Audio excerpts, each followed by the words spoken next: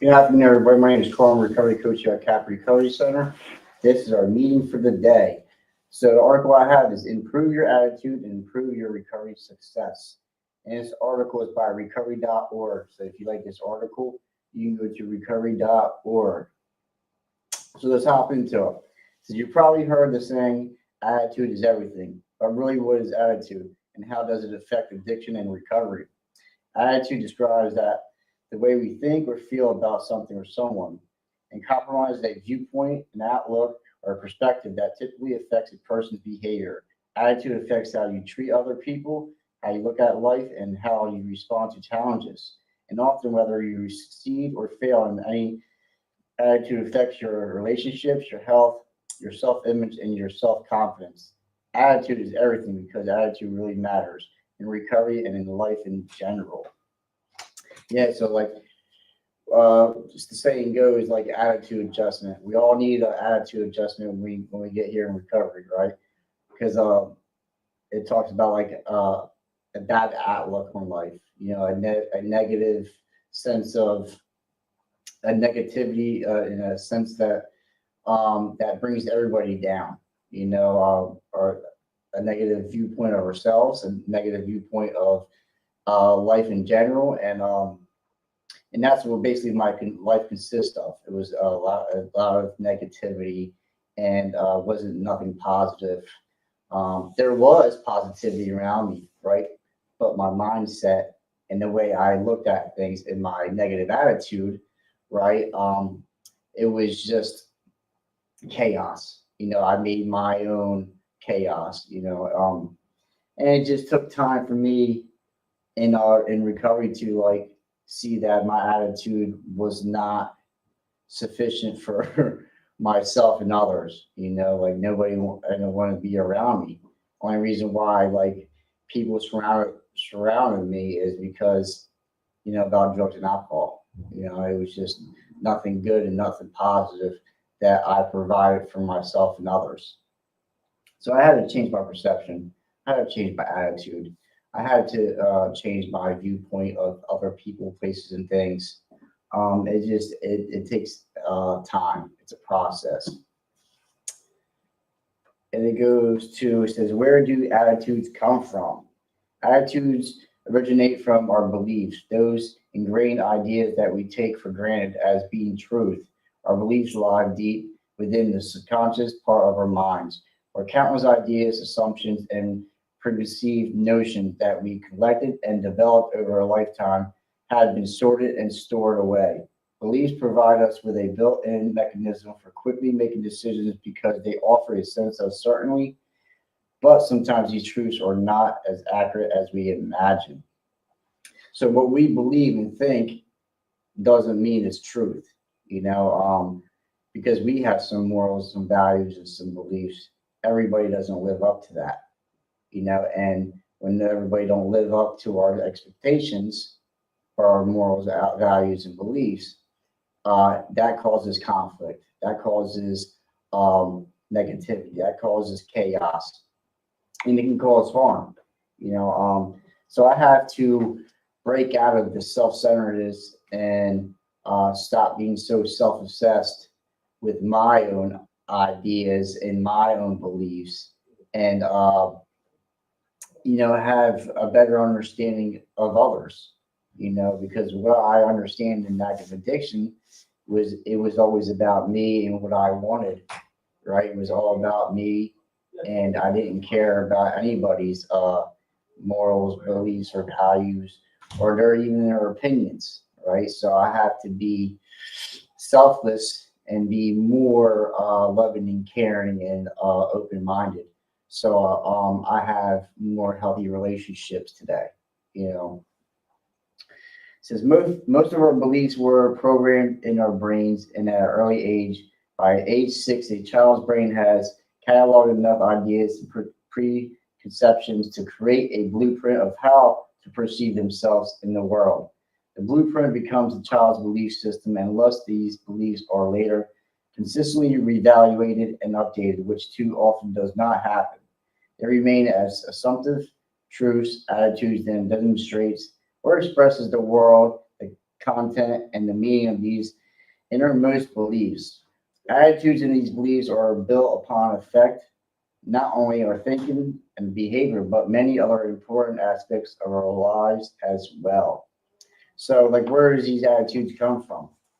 They can be picked up and passed down to from parents, siblings, friends, family, people, places, and things. So, like, we don't just, was born with these certain attitudes, right? These are like learned through other people's behaviors, and we pick up things uh, through our lives. So I sure did. Like, I started becoming uh, like my surroundings, right? Like people, places, and things. I started to adapt into their morals and values and beliefs and their attitudes, like, and that's not always right? That's not always positive. But like I had to ask myself when I got in recovery, where is this coming from? I picked up a lot of bad habits and a bad attitude and a lot of misconceptions, and I was very misinformed because of who I surrounded myself with. So I had to really evaluate and assess my perception and my beliefs and my thinking, and like, who truly am I? Did I pick up this stuff, or was I born with some of these things? Or like active addiction, created the person that I was. We lie, steal, uh, manipulate, selfish, self-centered. So I picked up all these bad traits because like I was using drugs and alcohol, and I understand that too. Like I picked up a lot of bad habits, a lot of bad attitudes, all due to my drug use and my alcohol abuse. So it just takes time to break that down and see where these bad attitudes and why the way I was, and have a better understanding of self. It says how attitude affects your health. One of the most important reasons to concern yourself with the idea of an attitude and to possibly consider improving yours if need be is this that attitude can make a real and profound difference in your health. Check that out. It says in a 2016 Harvard Health Publishing Women's Health Watch blog, professor of a social and behavioral scientist at Harvard Health stated that having a positive outlook or attitude defined as a sense of optimism and purpose seems to be predictive of health outcomes. She also found that emotional vitality, characterized by enthusiasm, hopelessness, engagement in life, and ability to face life stresses with emotional balance, is associated with substantial reduced risk of heart attack and stroke. Um, so like a bad attitude, what I got a little part there is like a bad attitude uh, can damage your health. We can have a higher risk of heart disease or heart attacks or strokes and stuff like that. Because think about it, when we have a bad attitude, right? We become infuriated, frustrated, angry. So our blood pressure rises. Put strain on the body and put strain on the heart. And so it can really stress you out, right? It can have a mental breakdown, stuff like that. So when we have a bad attitude to ourselves and to people and to the world around us, we can have a lot of health risk factors, and we all need an attitude adjustment day by day. I sure do, I'm human. That's always talk about. We're always human first. We pick up things through life, in my case, I used drugs and alcohol since I was a young kid, 11, 12 years old, and talks about like, um, I didn't fully develop, mentally, because I used at a young age. So like I stopped my mental state from growing. and changing. And I didn't allow myself to fully develop mentally, physically, and spiritually. So like what came with drugs and alcohol was a bad attitude. Um, and a lot of it was towards self. I had a bad attitude towards myself, and that led me to uh, deeper and active addiction, right? Um, which almost killed me. You know, I always say I'm my worst enemy. I'm my worst critic. Um, you know, yeah, things happen, right? Things happen to me. I've done things, but I have to accept and surrender that.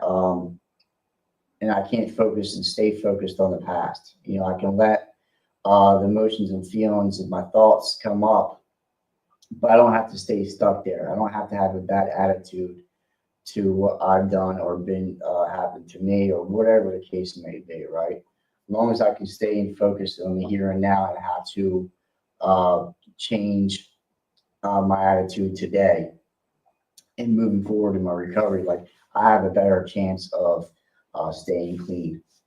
So I have to let go of the past, not say totally forget, but I have to accept and surrender on a daily basis of what I've done and what I've been through, right? Not focus too much on the future, right? I can have goals, I can have, um, you know, um, how do I want to say? I can focus, set myself up for a better future, but like that's not here, that's not now, but I can focus on what I'm doing today. That's what I have control over for the most part is today. Um, says how attitudes affects recovery. In addition to affecting health, attitude can significantly affect your chances for recovery success. I agree. Recovery requires motivation. Motivation is more than a desire for an outcome. It includes additional elements such as confidence in your ability and an intention to maintain the desire for success. Over a long period in recovery, motivation also requires an ongoing decision to prioritize the goal, such as sustained absence every day. That's the most important thing right there. Sustained absence, first and foremost. Motivation recovery is aided by a positive attitude to be resilient and overcome setbacks. It is necessary to focus on what is possible and desirable rather than on what has gone wrong. With a positive focus, it is easier to get back on their horse and try again, limiting the negative effects of a misstep or setback and reestablish forward momentum toward your recovery goals. First, decide to see yourself as someone who is capable of being an honorable person and someone who is willing to work toward that goal. Once you have embraced this attitude in your mind and heart, you will find it easier to remain on the path to success. Wow. So it's basically saying not focusing on the negative, stay focused on the positive. And it was hard in early recovery, because I came in with a lot of baggage. I came in with a lot of guilt, shame, remorse, depression, self pity. We talk about these things in recovery, and I was full of it, and I was full of fear. So it was hard to have a good positive outlook and a good attitude on life because I was so damaged and fractured. We talk about fractured personalities in recovery, and that's what I had, and so I had to do something different.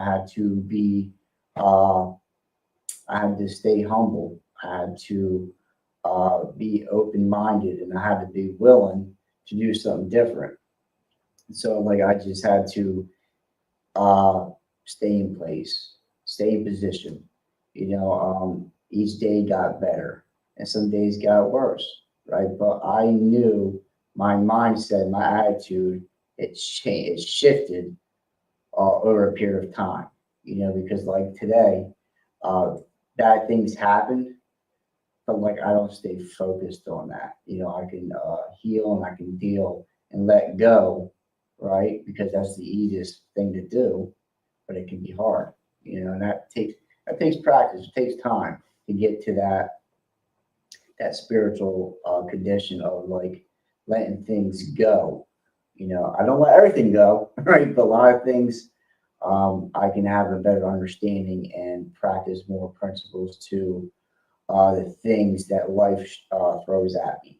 It's not always easy, but I know if I don't pick up drugs and alcohol, I have a better, way better outcome and a better,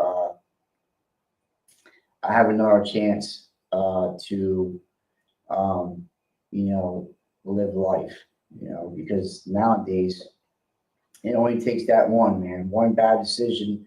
Um, and, I can ruin my life and I can ruin others, so like I have to remind myself it's not always about me.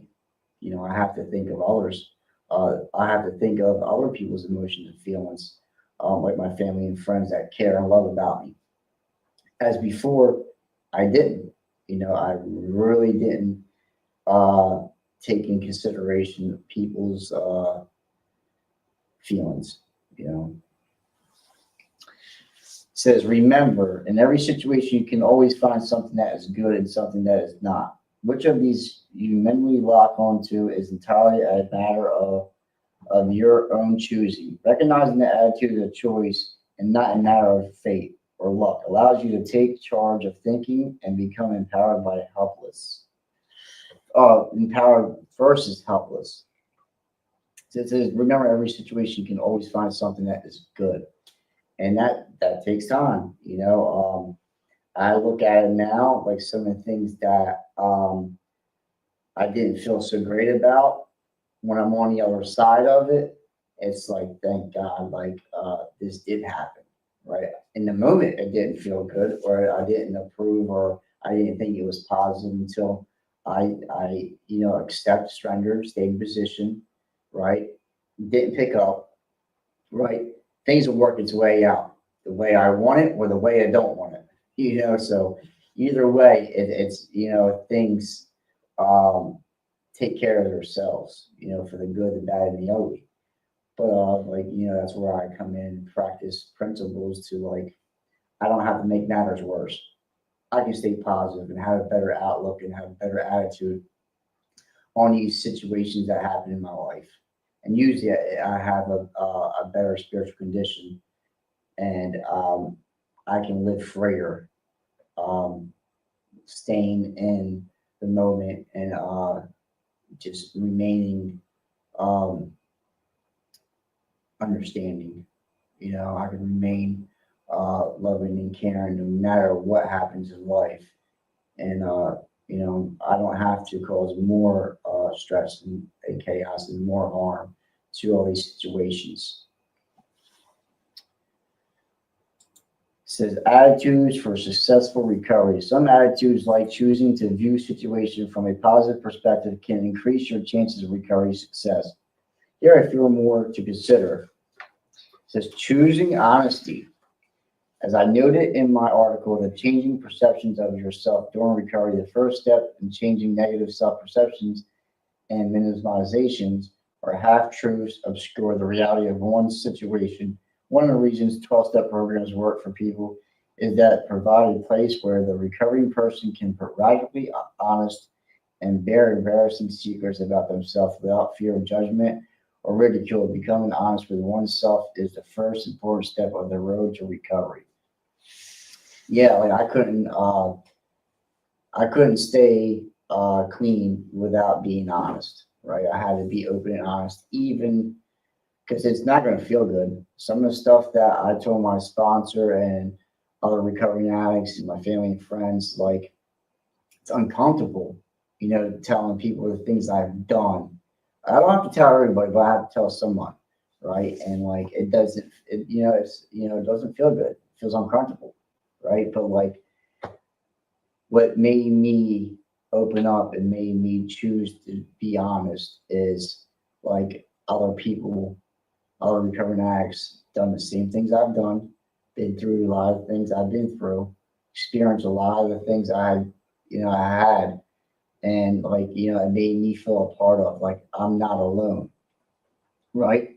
Because that's what I felt. I felt isolated. I felt alienated, and like I was the worst of the worst, and there's no one that done things that I done and been through and all this malarkey I told myself, right? So like I said earlier, I'm my worst critic, I'm my worst uh, person I can be around is by myself in my own head, right? So like I had to open up and let some of these things out, and it freed me from those things, right? It's not weighing me down, because we can carry a lot of stuff, and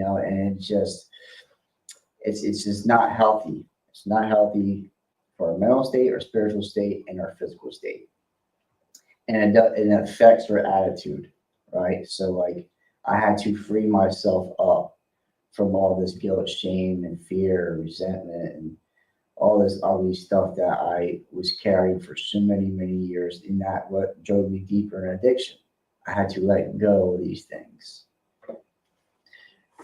Says have an open mind. Being willing to try different approaches is important because there is no one size fit all recovery program. Community based programs such as AA, NA, and 12-step programs work for many people, but they are not for everyone. Some people do better in structured inpatient or partial inpatient rehab programs. Cognitive behavioral therapy techniques work for many, while alternative treatments such as acupuncture, this is biofeedback, or yoga may provide more stress relief and cravings control for others. Find the programs and therapists that work for you, even if they are different from what you anticipated. Yeah. So for Calvary Recovery Center and for myself, we welcome all pathways, because what works for me might not work for you, and that's okay. We have to, as a recovery coach and as for my friends and my family and my coworkers and stuff like that, we got to help each other. We have to find each other's way. We have to help each other through our journey. And I picked up things through my life and through my recovery journey. Like I attend a 12-step program, which I choose to call Narcotics Anonymous, right? I have a constant contact with God as one of my higher power, right? I go to church on Sundays. I have a sponsor. I have a therapist. So there's things I do for my recovery that works for me, and that's what we try to help you. We try to help you find your way, so we can have a substantial and success recovery. It's a lifelong process, man, and like in the beginning in my early recovery, like I want to say like I wanted to be in recovery, but I didn't know how to accept and surrender. Much, and I don't, which was tough. I didn't know if I was coming or going. You know what I mean? So it was just hard to wrap around my head. Like, what did I really truly want in life? And that takes time. I didn't know my purpose, right? And I didn't think I had one, and that grew over time. So the article I have is improve your attitude and improve your recovery success. So it talks about some of the attitudes we have and good, bad, or ugly. I think we all have some always need an attitude adjustment. I sure do, and and that's part of our character. Having an attitude of indifference. And something I think we all have to work on. Have a better attitude, outlook on life, a better attitude of other people. That's a big one. And applying some of the principles: acceptance, surrender, patience, tolerance, being loving and caring. One we don't want to, which is that's when you're put to the test. Apply these principles even when you don't want to. It says, let's see here. Have an open mind. Be willing to try. Learning from the past. Experience is often the best teacher. Look back and reflect on how you previously coped with a difficult situation. Your own experiences or a trusted support person or sponsor may provide you with insight and help solve a current dilemma. If you can be adaptable and can remain flexible, you can respond to challenges with wisdom and insight rather than reacting. So learning from our past, um, that's the best teacher right there from our past. That's all I have. I can share with others is what I've been through and what I've done and what was passed down to me. Um, because that can help somebody else. And we're talking about a positive attitude, a positive outlook. So the things that I've done and things that I've been through can be bad or can be really unsettling, right? But I can share that with others.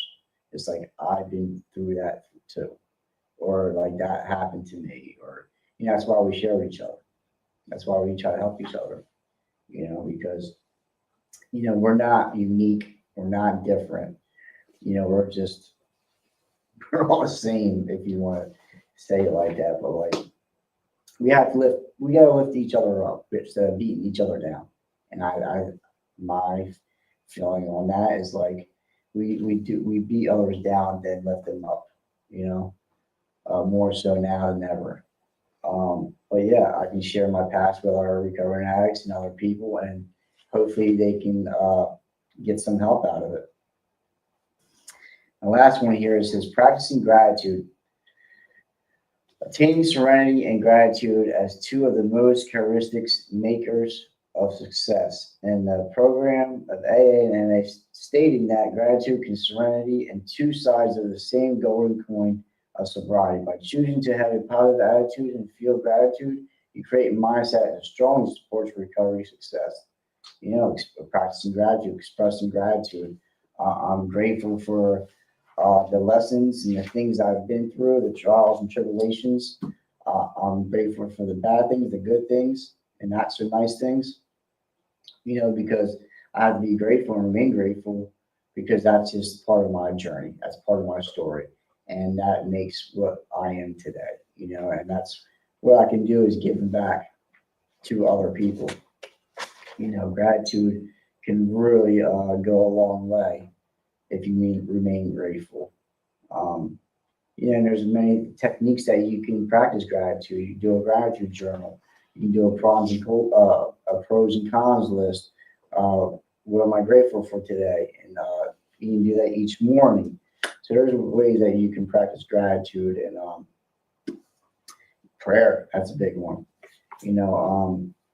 So that was our recovery meeting for the day. It says improve your attitude, improve your recovery success.